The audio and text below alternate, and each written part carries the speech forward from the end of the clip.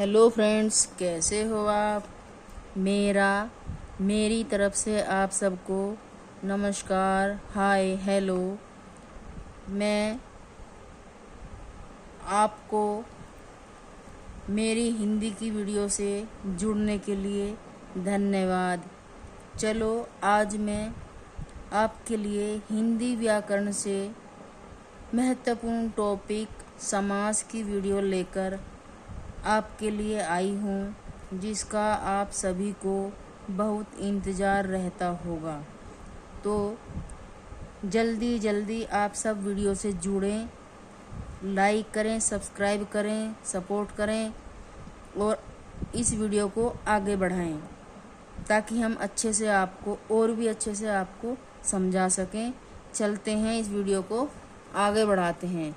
जैसे समास, आज हम समास के कुछ प्रश्न उत्तर लेकर आए हैं, जो कि इस प्रकार से समास के क्वेश्चन परीक्षा पेपर में देखने के लिए मिलते हैं और कुछ इस तरह से आपको करने होते हैं, जो महत्वपूर्ण होते हैं।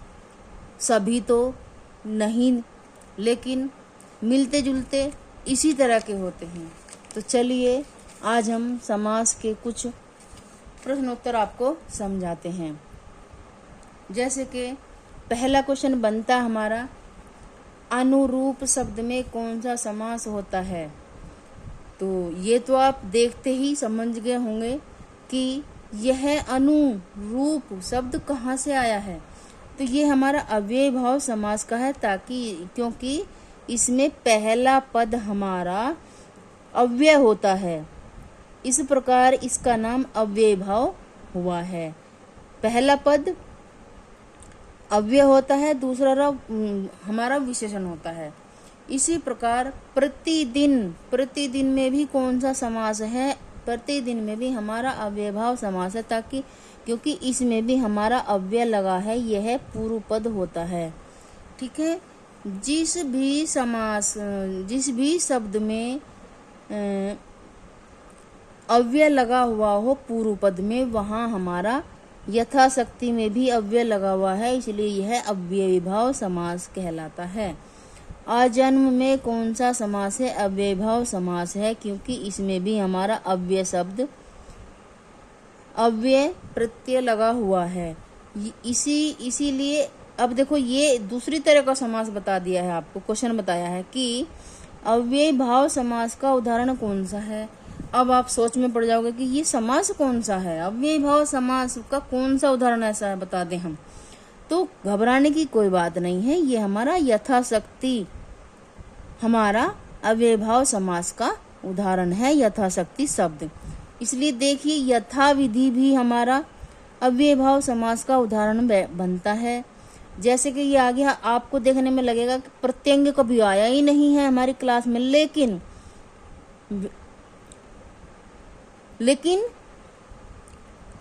आयोग का कुछ पता नहीं होता कि कौन सा शब्द कहाँ से उठा के आपको परीक्षा में दे दें। लेकिन प्रत्यंग में भी ये वाला शब्द हमारा अव्ययीभाव है, अव्यय लगा हुआ है, इसलिए ये हमारा अव्ययीभाव समास बनता है। नी धड़क में भी हमारा पूर्व पद अव्यय है, इसलिए यह हमारा अव्ययीभाव समास होता है। रातों रात, दोनों शब्द समान हैं, रातों रात, ये भी हमारा अव्ययीभाव, जब दोनों शब्द समान होते हैं तो वहां भी हमारा अव्ययीभाव समास बनता है। चक्रपाणी दर्शनार्थ पद में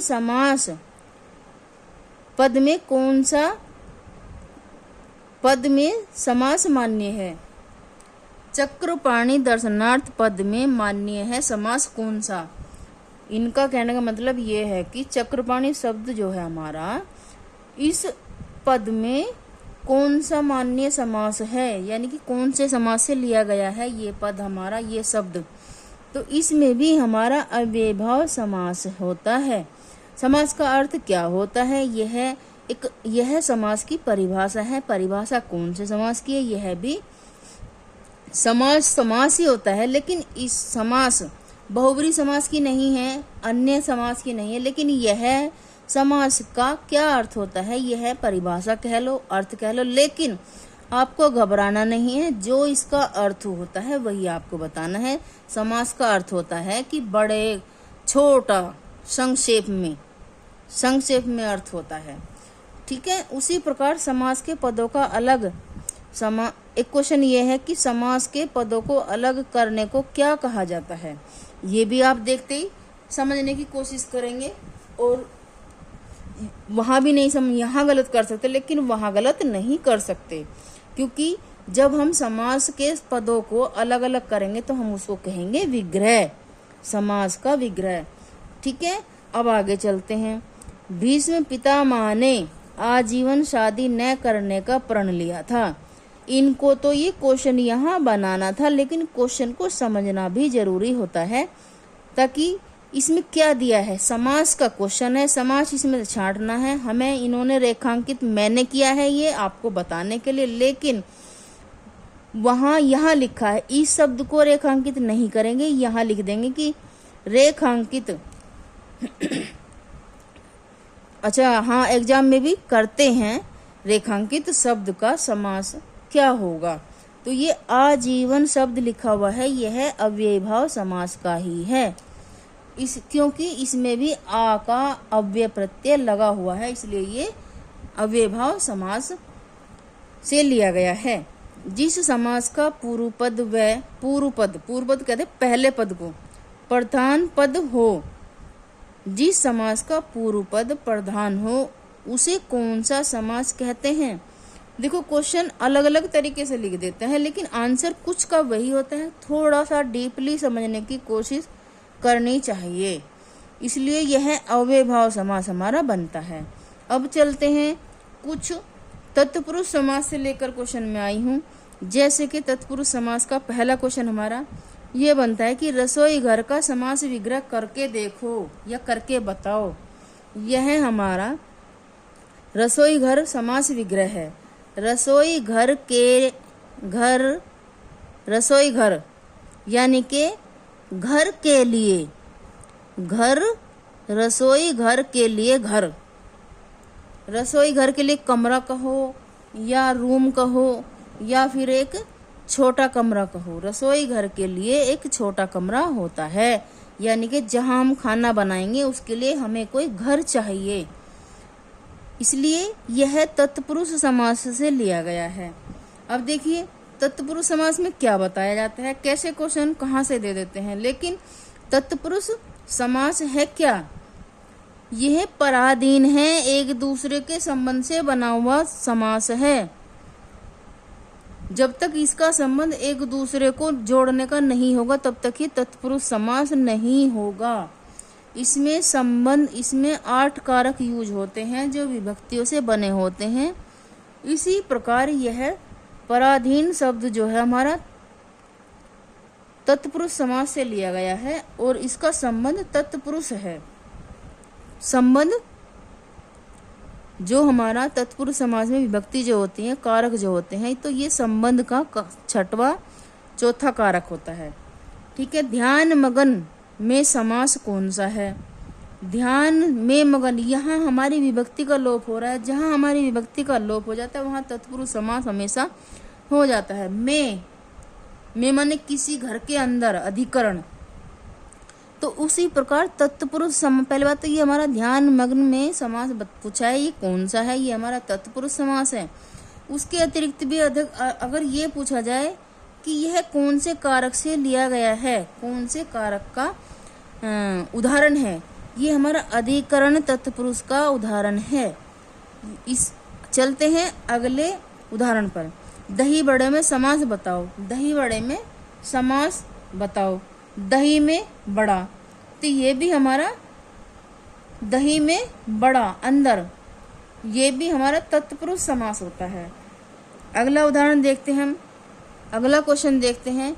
जिस पद में उत्तर पद की प्रधानता है उसे क्या कहते हैं, जिस पद में उत्तर पद की प्रधानता होती है उसे क्या कहते हैं, उसे तत्पुरुष समास कहते हैं, तत्पुरुष समास कहते हैं। अब देखिए अगला क्वेश्चन हमारा आता है गौशाला समास है, क्या है ये? संप्रदान। गौशाला शब्द में हमारा तत्पुरुष समास बनता है और ये कौन से कारक को बीच में लिया गया है? संप्रदान कारक को बीच में लिया गया है। चलते हैं अगले क्वेश्चन पर। ऋण मुक्त शब्द समास है कौन सा? ऋण मुक्त शब्द कौन से समास से लिया गया है? तो ये हमारा ऋण से मुक्त। ऋण से मुक्त से का मतलब होता है अपादान, यानी कि ऋण से मुक्त एक दूसरे जुड़ना, तो एक दूसरे से जुड़ना, लेकिन ऋण से मुक्त किससे अलग हुआ है? जैसे बिल्ली छत पे से कूदी तो बिल्ली छत से अलग हो गई, और ये हो गया हमारा ऋण से मुक्त, ऋण मुक्त। तो जब ऋण से मुक्त होता है तो यहाँ हमारा अपादान कारक लगता है और ये समास तत्पुरुष होता है। अब देखिए अगला क्वेश्चन हमारा आता है, उदाहरण भी कहते हैं इसको, क्वेश्चन भी कहते हैं, लेकिन जब ये सब सामने दिखाई दे जाता है तो हमारा मन घबरा जाता है। इसलिए हम यहाँ गलती करके देख सकते हैं, गलती कर सकते हैं, लेकिन जानबूझ के गलती कोई भी नहीं करेगा। जैसे कि ये हमारा क्वेश्चन बनता है अकाल पीड़ित में समास कौन सा है?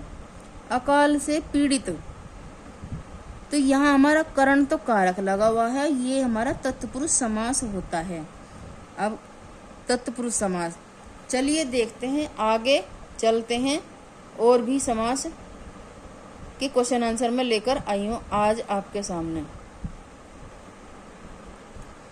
चलिए देखते हैं और क्वेश्चन। जैसे अब हमारा कर्मधारय समास से लेकर ये हमारे क्वेश्चन हैं, देखते हैं ये क्वेश्चन किस तरह से है और कैसे बनते हैं। मृग नयन में कौन सा समास पूछा है इन्होंने? तो ऐसे ही क्वेश्चन बनते हैं और ऐसे ही ये मेन क्वेश्चन दे तो कहीं से भी देते हैं, लेकिन इसी तरह के क्वेश्चन इसी से मिलते जुलते, इन्हीं क्वेश्चन से मिलते जुलते आपको वहां देखने को मिलते हैं। तो मृग नयन में समास हमारा कर्मधारय समास है, इसमें विशेषण और विशेष्य का प्रयोग होता है। दूसरा क्वेश्चन हमारा बनता है पीताम्बर में कौन सा समास है? इसमें हमारा पीताम्बर में कर्मधारय भी है और बहुब्री भी समास होता है। पीला वस्त्र धारण करने वाला तो हो गए हमारे बहुब्री समास। पीला वस्त्र ये हमारा कर्मधारय समास हो गया। इसी प्रकार अगला क्वेश्चन देखते हैं, काली मिर्च में कौन सा समास है? काली मिर्च में भी कर्मधारय समास है, होता है। गुरुदेव शब्द में कौन सा समास है? इसमें भी कर्मधारय समास होता है। कर्मधारय समास के शब्द कैसे होते हैं या कर्मधारय समास हैं कौन से इनमें? तो ये नीलगाय भी आपका कर्मधारय समास में आता है। प्रिय सखा भी आपके कर्मधारय समास में आता है। एक आता है हमारा कृतकृत, कार्य को करने वाला, ये भी हमारा कर्मधारय समास है। देखते हैं अगला क्वेश्चन, सज्जन शब्द में समास है कौन सा? अगर हम इसकी संधि विच्छेद करेंगे तो सत धन जन आ जाएगा। तो सज्जन, यहाँ हमारी संधि विच्छेद नहीं हो रही है, समास को विच्छेद नहीं किया जा रहा है, इसमें सिर्फ इसका समास पूछा गया है, कर्मधारय समास इसका होता है। चंद्र बदन में समास कौन सा है? चंद्र, चंद्र के समान किसी का शरीर, इसमें भी कर्मधारय समास बनता है। चराचरम समास, चराचरम शब्द का में कौन सा समास होता है? एक तो हम बता दें कि चराचरम जगत में घूमने वाला, इसको हम बहुब्री समास भी कहते हैं, बहुब्री समास भी होता है ये, और ये कर्मधारय समास भी होता है। जंगल में चरने वाला, चलते चलते चरने वाला, लेकिन यहाँ लिखा हमारा चराचरम, तो ये बहुब्री को लाइक करता है। उसी प्रकार अगला क्वेश्चन हम करते हैं कि आप पहचान करना कि ये क्वेश्चन कौन से समास से लिए गए हैं। क्वेश्चन हमारा ये है कि चौराहा का सामासिक विग्रह क्या है। चौराहा, आपने ध्यान दिया कि चौराहा कौन से समास में प्रयोग होता है, कौन से समास का ये चौराहा शब्द हमारे क्वेश्चन में आ गया है। अब इसको हम करते हैं कि चौराहा हम कहते किसे हैं, इसका विग्रह करना है। चार राहों का समाहार, जहाँ ये हमारा रोड है और चलते चलते हमारे रोड पे इधर से भी रास्ता हो जाए और इधर से भी रास्ता हो जाए, तो ये हमारा चार रास्तों को जोड़ने वाला समाहार, चार राहों का समाहार, इसलिए यह द्विगु समास का शब्द है। अब चलते हैं अगले क्वेश्चन पर। सतसई किस समास का उदाहरण है। सतसई हमारा सात सई तो यह भी हमारा द्विगु समास का उदाहरण है। द्विगु समास का उदाहरण कौन सा है, ये देखो। द्विगु समास का उदाहरण जहाँ संख्याओं का पहला पद संख्यावाचक हो, वहाँ हमारा त्रिभुवन, त्रिनयन, दशानन, त्रिपुरारी, तो ये हमारे सब द्विगु समास के उदाहरण होते हैं। नवग्रह, नव माने नौ ग्रह, नौ ग्रहों का समाहार, इसमें भी द्विगु समास प्रयोग होता है। जिस समास में प्रथम पद, इस क्वेश्चन में देखिए इस तरह से भी क्वेश्चन आ जाते हैं, घबराने वाली बात नहीं है, बस थोड़ा सा देखना पड़ता है। जहाँ मैंने रेखांकित किया, ये आपको समझाने के लिए रेखांकित किया है, इसलिए बहुत ध्यान से ये प्रश्नोत्तरी आपको समझनी होगी। जिस समास में प्रथम पद संख्यावाची तथा अंतिम पद संज्ञा हो, तो उसे भी हम प्रथम पद आया ना, इसमें देखो प्रथम पद, जहाँ प्रथम पद संख्यावाची वहाँ द्विगु समास। अब देखिए दोपहर में समास कौन सा होगा, सीधी सीधी सी बात है, जहाँ संख्यावाची वह अव्यय है, जहाँ संख्यावाची पद है वही हमारा द्विगु समास है। किस समास का पूर्व पद संख्यावाची होता है, सीधा सवाल है, पूर्व पद पूछ लिया इसने और संख्यावाची हमारा है ही, हमें पता है द्विगु समास हमारा। जिन सामासिक शब्दों में पहला पद संख्या को व्यक्त करने वाला विशेषण होता है, वे शब्द क्या कहलाते हैं। सीधी सीधी भाषा में लिखा है, पहला पद संख्यावाची, संख्या को व्यक्त करने वाला विशेषण होता है, उसको हम विशेषण भी कहते हैं, लेकिन उसमें द्विगु समास ही होता है। अब देखते हैं कुछ क्वेश्चन और आगे। द्वंद्व समास में पद प्रधान होता है कौन सा, ये देखिए अगले वाले समास के जो क्वेश्चन है ये आपके सामने आ चुके हैं। द्वंद्व समास में पद प्रधान होता है कौन सा, एक पहला होता है या दूसरा होता है, लेकिन द्वंद्व समास में दोनों पद प्रधान होते हैं। द्वंद्व समास में दोनों पद प्रधान होते हैं। अब देखिए क्वेश्चन को कैसे कैसे लिखते हैं और कैसे कैसे ये आयोग हमारे सामने रख देता है। जैसे कि आंसर तो होते हैं लेकिन समझने में हमारे कमी रह जाती है, इसलिए हमें मेहनत से पढ़ना होगा। जिस समास में सभी पदों के बीच और शब्दों का लोप रहता है, शब्दों का लोप कहाँ होता है, शब्दों का लोप द्वंद्व समास में ही रहता है, तो इसलिए यहाँ द्वंद्व सभी पदों के बीच जितने भी हम शब्द लिखेंगे उनमें जैसे लिखेंगे उदाहरण राजा का राजपुत्र, तो यहाँ हमारा राजपुत्र, तो यहाँ हमारा शब्द का लोप हो चुका ना।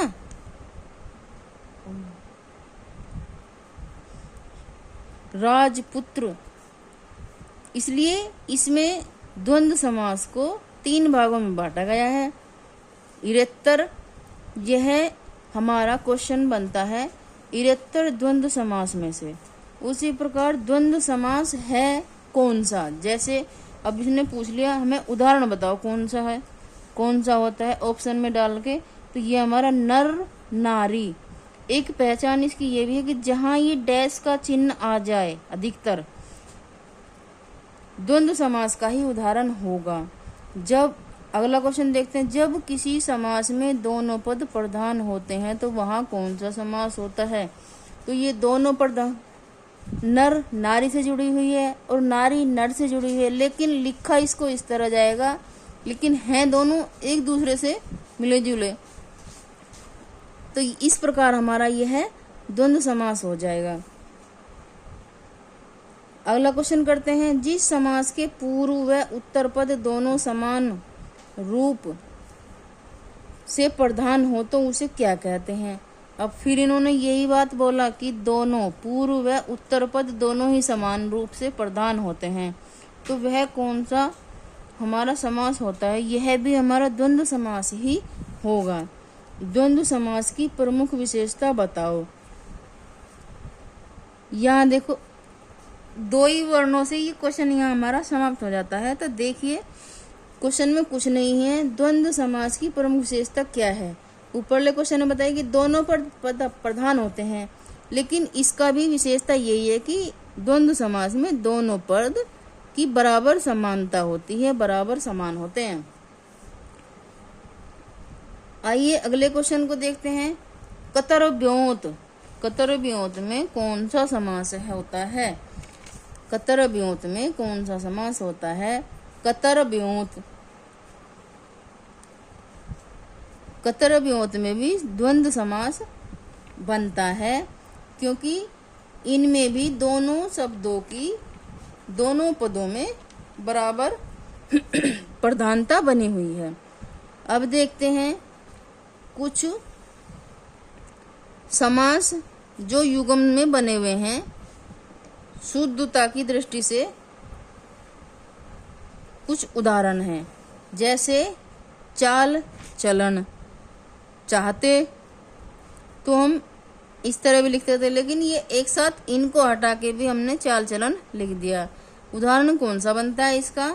यह द्वंद्व समास का उदाहरण है। अब देखिए भर पेट, यह उदाहरण हमारा अव्यय भाव का उदाहरण होता है।